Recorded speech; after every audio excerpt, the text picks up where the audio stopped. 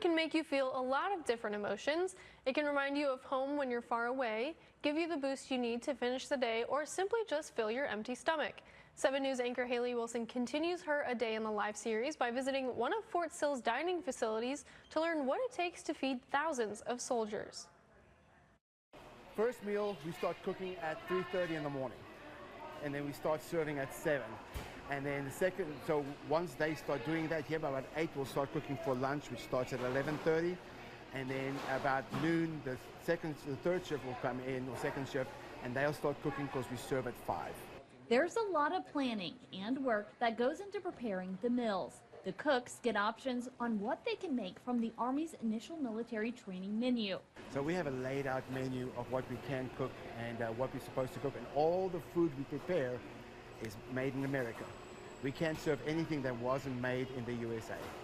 The coffee, the juice, everything has to be made in the USA. For the 4th of July, hamburgers and hot dogs were added to the menu for the soldiers. Good old 4th of July cooking for the soldiers, love it. They even let me cook some of the burgers. The moment the blood comes up to the top, that's how we know to flip it. So there you are, natural. Jay Patterson recently retired from the Army and now works on post as a contractor. During his time in the Army, he worked in food service and was even stationed at Fort Sill for a period of time. I was a food advisor for 75th Field Artillery Brigade. When? From 2016 to 2020. Okay. Just recently retired this year in July. Patterson says he went to both Afghanistan and Iraq twice.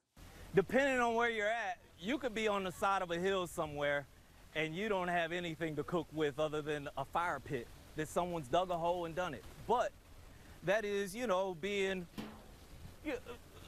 crafty with what you do. Yeah. But when you progress up, next thing you know, you bring in a containerized kitchen or a mobile kitchen trailer. Army ships in a bunch of food from Defense Logistics Agency, and there you are cooking just like this in Afghanistan. Absolutely. Francois Funsell served in the South African military. He says he came to Fort Sill after getting out and saw this as a way to give back to the military. His favorite part is serving the food. I love being in the defect. Serving the soldiers is like the most fun part of it all, because you get to see the enjoyment when they come through, they get their food. I mean, this is the highlight of their day. Out there, they get yelled at the whole day. They come in here and we try to make sure they are happy and fed. I traded the spatula for a fresh pair of gloves and got to serve the soldiers' lunch. We have broccoli, beans, corn, and fries.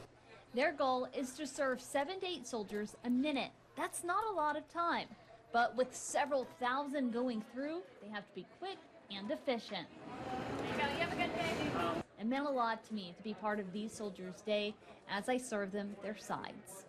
Serving up a hot plate for 7 News, I'm Haley Wilson. How's it going?